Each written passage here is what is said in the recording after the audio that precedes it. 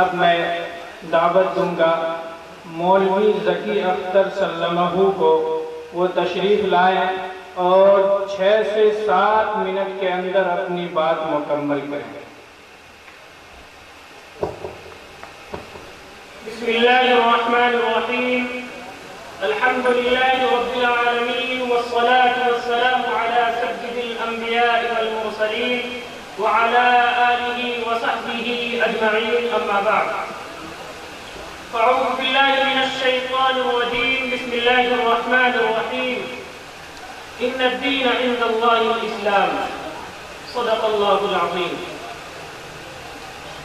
معزز سامعین کرام، اللہ تبارک و تعالی کا انتہائی فضل و کرم ہے کہ اس پروردگار نے اس ناچیز کو ایسی متبرک اور بابرکت مجلس میں کچھ بولنے کا موقع فراہم کیا۔ آج کی یہ مجلس کئی معنوں میں خصوصیت کا حامل ہے۔ ایک جگہ جہاں اختتام حفظ قرآن کی مناسبت ہے تو وہیں دوسری طرف ہمارے موقر اور محترم علماء کرام کی موجودگی بھی ہے۔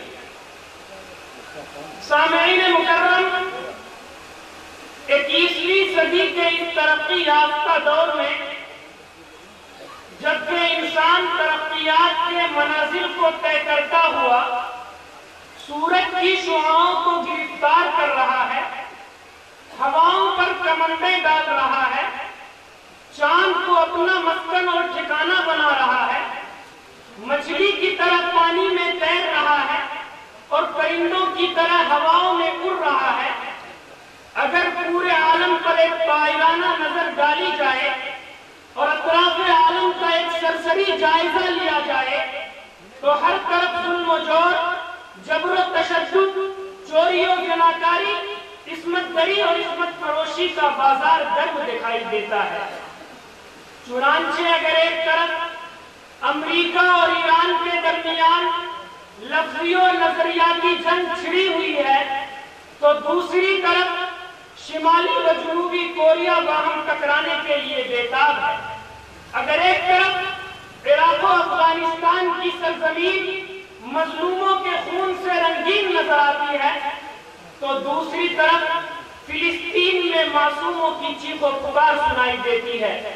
اگر ایک طرف پڑوسی ملک میں لگاتار گولیوں اور بموں کی گونج سنائی دیتی ہے تو دوسری طرف سرزمین ہند میں فرقہ وارانہ فسادات کے شکار ہونے والوں کے معصوم بچوں اور بیواؤں کی سسکیاں سنائی دیتی ہے۔ اگر ایک طرف آزادی رائے کے نام پر دل آزاری اور دل شکنی کا طویل سلسلہ نظر آتا ہے تو دوسری طرف جنسی آزادی کے نام پر بے حیائی اور بدکاری کا بازار گرم دکھائی دیتا ہے۔ غرض ہے کہ آپ دنیا کے جس کونے میں جس علاقے کی طرف نظر دوڑائیں گے آپ کو برائی نظر آئے گی۔ ظہر الفساد فی البر والبحر، دنیا کا کوئی بھی چپا، دنیا کا کوئی بھی علاقہ، خواہ اس کا تعلق مسلم ممالک ہی سے کیوں نہ ہو، آپ کو وہاں برائی انتہا پر نظر آئے گی۔ سامعین مکرم، آخر سوال یہ ہے کہ یہ سنگین صورتحال کیوں پیدا ہوئی؟ عالم اسلام کو یہ دن کیوں دیکھنا پڑا؟ وہ قوم جس کو آپ علیہ السلام نے بے شمار خوشخبریاں سنائی تھی، جنہیں خیر امت کا لقب دیا گیا تھا، جن کو اس دنیا کا جس امت کو اس دنیا کا جس کو اس دنیا کا امامت کا درجہ حاصل تھا، وہ امت اتنے پیچھے کیوں چلی گئی؟ یہ ایک سوال پیدا ہوتا ہے، اور یہ سوال کسی خاص علاقے سے نہیں، کسی خاص چپے سے نہیں، بلکہ دنیا کے تمام مسلمانوں سے یہ ایک سوال ہے۔ جب ہم نظر ڈالتے ہیں دور صحابہ کی طرف کہ ان کی زندگی میں کیا انقلاب آیا تھا، قرآن کریم جب نازل ہو رہا تھا، قرآن کریم کے جو اولین مخاطبین تھے، قرآن کریم جن سے ہم کلام تھا، آپ اگر اس وقت کے لوگوں کی حالت دیکھیں گے تو آپ کو یہ کہنا پڑے گا کہ کوئی بھی ایسی برائی نہیں تھی جو ان کے درمیان نہ پائی جاتی ہو. لیکن قرآن مجید کا جب نزول ہو رہا تھا، قرآن مجید جب آپ علیہ السلام کے سینہ اطہر پر اتر رہا تھا، اترنے کے بعد آپ دیکھیں کہ ان لوگوں کی زندگی کے اندر کیسا انقلاب آیا. ان لوگوں کی دنیا میں کوئی حیثیت نہیں تھی، دنیا انہیں جانتی نہیں تھی، دنیا انہیں مانتی نہیں تھی. لیکن جب اس قرآن مجید کا نزول ہوا، قرآن مجید کے دامن میں آنے کے بعد بکریوں کے جو چرواہے تھے وہ اس امت کے امام بن گئے. ان لوگوں کو رضی اللہ عنہم ورضوا عنہ کا لقب مل گیا. قرآن مجید کے دامن میں آنے سے پہلے ابو قحافہ کا بیٹا ابو بکر تھا. قرآن مجید کے دامن میں آنے کے بعد صدیق اکبر بن گئے. قرآن مجید کے دامن میں آنے سے پہلے خطاب کا بیٹا عمر تھا. لیکن قرآن مجید کے دامن میں آنے کے بعد قرآن مجید کی تعلیمات نے انہیں فاروق اعظم بنا دیا. قرآن مجید کے دامن میں آنے سے پہلے عثمان کا بیٹا عفان تھا. لیکن قرآن مجید کے دامن میں آنے کے بعد انہیں غنی اور ذی النورین بنا دیا. قرآن مجید کے دامن میں آنے سے پہلے ابو طالب کا بیٹا علی تھا. لیکن قرآن مجید کے دامن میں آنے کے بعد علی بن مرتضیٰ اور حیدر کرار کا لقب دیا گیا. قرآن مجید کے دامن میں آنے سے پہلے حبشہ کا بلال تھا. لیکن قرآن مجید کے دامن میں آنے کے بعد مؤذن رسول کے خطاب سے نوازا گیا. ذرا آپ غور کریں قرآن مجید کی تعلیمات کے اوپر، قرآن مجید کی احکامات کے اوپر، کہ آج دنیا اس قرآن مجید پر طرح طرح کے الزامات لگاتی ہے. قرآن کہتی ہے کہ یہ دہشت گردی کی تعلیم دیتا ہے، یہ جہاد کی تعلیم دیتا ہے. غیر تو غیر اپنے بھی کہتے ہیں کہ قرآن مجید کی ان آیتوں کو نکال دو، اس لیے کہ اس سے فرقہ وارانہ تشدد کی بھنک آتی ہے.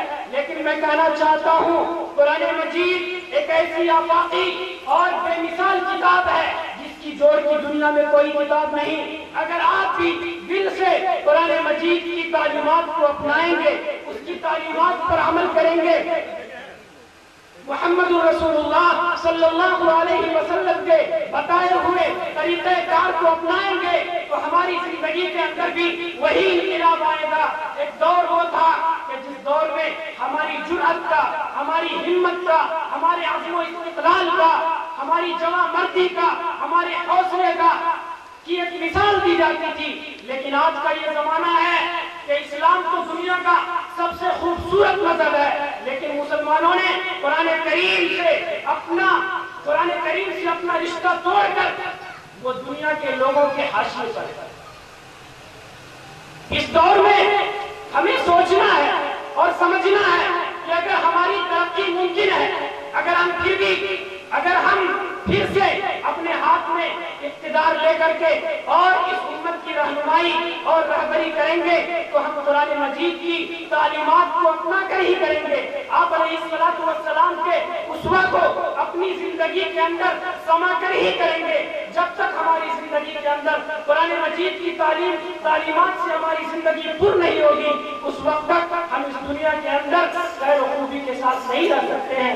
اللہ تبارک و تعالیٰ سے دعا ہے کہ اللہ تبارک و تعالیٰ ہم تمام لوگوں کو قرآن مجید کی عظمت اور قرآن مجید کی فضیلت جو بھی وارد ہوئی ہے ان تمام پر عمل پیرا ہونے کی اور ان کی تعلیمات پر اچھی طرح سے عمل پیرا ہونے کی توفیق عطا فرمائے. اللہ تبارک و تعالی ہم تمام لوگوں کو آپ علیہ السلام کے نقش قدم پر چلائے. آمین. وآخر دعوانا الحمدللہ.